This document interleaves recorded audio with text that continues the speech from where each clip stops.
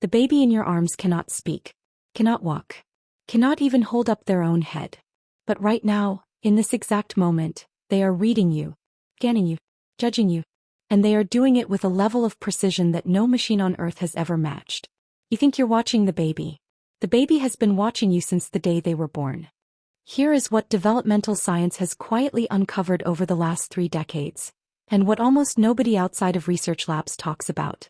Before a child learns their first word, before they take their first step, before they understand a single sentence you speak to them, they have already built a detailed psychological profile of every person in their life. They know if you are trustworthy. They know if you are anxious. They know if the love you show them is real or performed. And they store all of that information in a part of the brain that never forgets. A system so ancient, so deep, that even we as adults still run on it without knowing it. This is not a metaphor. This is not a parenting philosophy. This is neuroscience. And it changes everything about how we understand the human mind. Because what babies know about you, before language, before logic, before conscious thought, is the foundation on which your entire relationship with them is built. Not just for the first year. For decades. What they read in you in those silent, wordless months becomes the blueprint they carry through life. Their capacity to trust. Their ability to feel safe. Their understanding of what love looks like. All of it. Written. Before their first birthday. For most of human history we believed babies were blank slates. The idea was simple. A newborn comes into the world empty. They feel sensation, hunger, warmth, cold, pain, but they don't understand anything. They don't perceive. They don't evaluate. They certainly don't form judgments about the people around them. This view shaped everything. It shaped how hospitals treated newborns in the 20th century. It shaped the way pediatricians talked to parents. It even shaped laws about what procedures could be performed on infants, because the widespread assumption was that babies didn't have the neural architecture to truly process complex social information. Even today most people carry some version of this belief. We say things like they're too young to understand. We assume that babies live in a fog of pure sensation, that real awareness only switches on somewhere around year 2 or 3 when language starts to click. But this belief is not just incomplete. It is wrong in a way that is almost uncomfortable to sit with. Because what researchers have discovered, step by step, experiment by experiment over more than 30 years, is that a newborn baby is not empty. They are not passive. They are not waiting to become aware. They are already one of the most sophisticated social reading systems that nature has ever produced. And the shocking part is not just that they can read us. It's what they are reading and what they do with what they find. In the late 1970s, a developmental psychologist named Edward Tronick at Harvard University designed an experiment that would go on to become one of the most replicated and emotionally striking studies in the history of child development. It became known as the still face experiment. The setup was simple. A mother sits facing her infant, typically between 2 and 9 months old. They interact normally. She smiles. The baby smiles back. She tilts her head. The baby mirrors her. There is a warm, almost musical back and forth, what researchers call contingent responsiveness. The baby is not just reacting to the mother's presence. They are co-creating the interaction. They know the rules of the dance. Then Tronick asked the mother to do something small. He asked her to go still. To remove all expression from her face. To look at her baby but show nothing. No smile. No raised eyebrow. No warmth. Just a neutral, unresponsive face. What happened next surprised everyone in the room. Within seconds the baby noticed. They tried everything to get the mother back. They smiled at her, hoping to trigger a response. They pointed at objects to redirect her attention. They made sounds, they reached out, they turned away and looked back. Classic social repair strategies. Strategies nobody taught them. When nothing worked, the babies began to show visible distress. Some withdrew completely. Some cried. Some showed a combination of stress behaviors that, in adult humans, we would associate with the early stages of emotional overwhelm. And here is the part that no one expected. When the mother resumed normal interaction, the babies did not immediately recover. The disruption left a physiological residue. Cortisol levels, the body's primary stress hormone, remained elevated. Heart rate stayed raised. The nervous system did not simply reset. The babies had registered something. And their bodies remembered. But Tronick's work was just the beginning. At the University of Washington, researchers led by Andrew Meltzoff, one of the founding figures of modern infant cognition research, discovered something equally astonishing. Newborns, babies just hours old, could imitate facial expressions. Stick out your tongue at a 40-minute-old baby. They stick out theirs. This meant something radical. It meant that newborns are born with a pre-wired ability to map another person's face onto their own body. They recognize faces, not as objects, but as beings like themselves. The mirror neuron system, which allows us to feel what others feel, is not something we learn. It comes installed. And a team at MIT went further still. Using brain imaging technology on infants as young as 4 months, they found that the social brain, the network of regions that processes human faces, intentions, and emotional states, was already active, already specialized, already running. The brain of a 4-month-old is not a rough draft of a social brain. It is a social brain. So here is what all of that science points toward. Here is the thing that researchers know, and that most parents have never been told directly. Your baby is not just sensing your emotions. They are not just reacting to your tone of voice or the warmth of your skin. They are reading your nervous system. They are tracking the microfluctuations in your facial muscles, the tiny tremor in your voice when you're anxious, the fraction of a second delay in your smile that tells them whether the smile is real or reflexive, the tension in your body when you hold them while stressed, even when you're saying all the right words. Babies, it turns out, are human lie detectors. Not because they are trying to catch you in something, but because their survival once depended on knowing, with absolute precision, whether the person holding them was emotionally present, emotionally safe, and emotionally reliable. Think about what this means. You can put on a calm voice. You can say, "I'm fine." You can smile. But your baby already knows the difference between a regulated nervous system and a dysregulated one. They feel it through your heartbeat when you hold them. They read it in the micro-expressions that pass across your face in 50 milliseconds. They detect it in the quality of your breathing. In the first year of life, your baby is not listening to your words. They are listening to you. To the you that exists underneath the words. The you that no social performance can fully hide. And they are using all of that information to answer the single most important question of their young existence. Is this world safe? Can I trust the people here? Their answer, built from thousands of tiny wordless interactions, becomes the foundation of what psychologists call attachment. And that attachment style will quietly shape how that child relates to people for the rest of their life. But here's where it gets even stranger.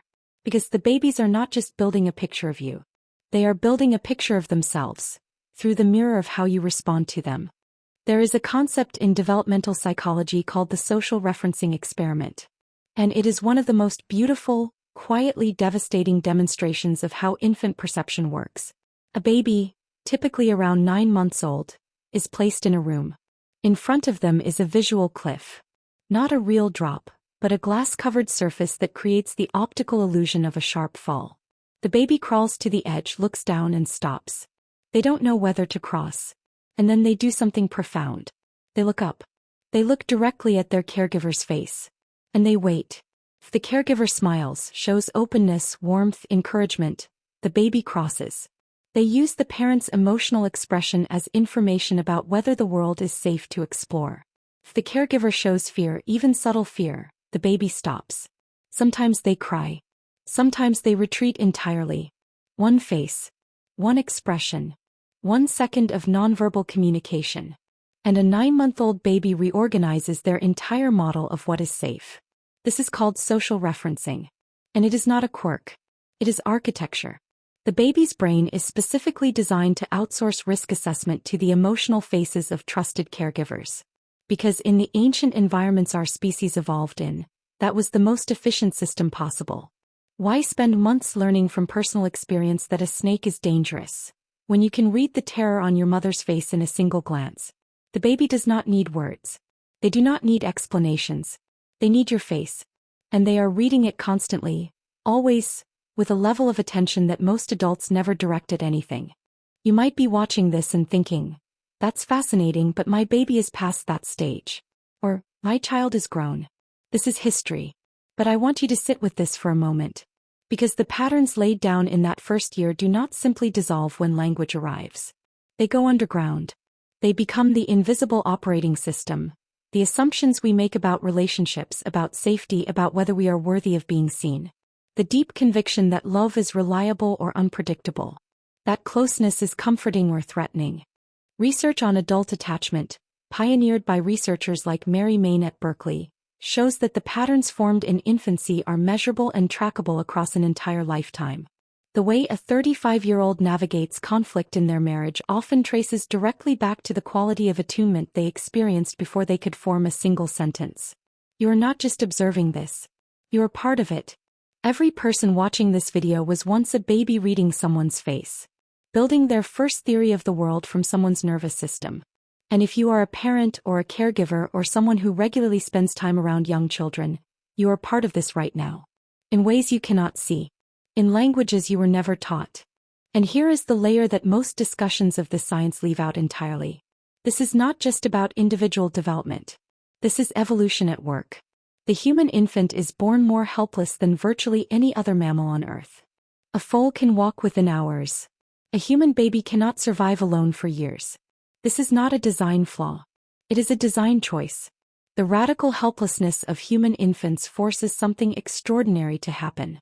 It forces an intense, sustained, deeply attuned relationship between infant and caregiver.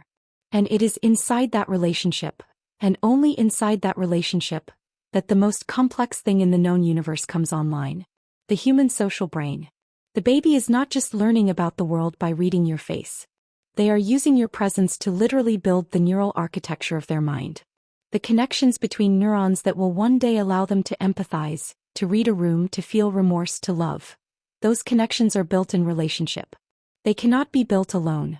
This means that human consciousness itself, not just personality, not just attachment style, but the very capacity for awareness and connection, is a relational construction.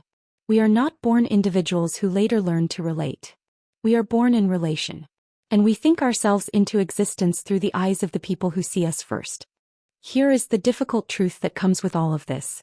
Because babies are reading us with such precision, and because they lack the cognitive tools to contextualize what they read, they cannot distinguish between "my caregiver is stressed right now" and "the world is fundamentally dangerous."